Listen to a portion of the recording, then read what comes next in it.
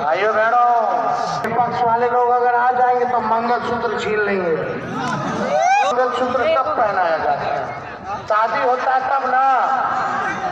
मोदी जी नौकरी तो देवे नहीं कि तो बिया हो कर और तेजस्वी ने 17 महीने में 5 लाख लोगों को नौकरी दिया। बिया नहीं होगा कि अब बिया हो गया होगा। अरे हम तो घर बसा दिए, मंगलसूत्र पहनवा दिए। अब मोदी जी कहते मंगलसूत्र छीन लेगा। बड़का झूठा पार्टी।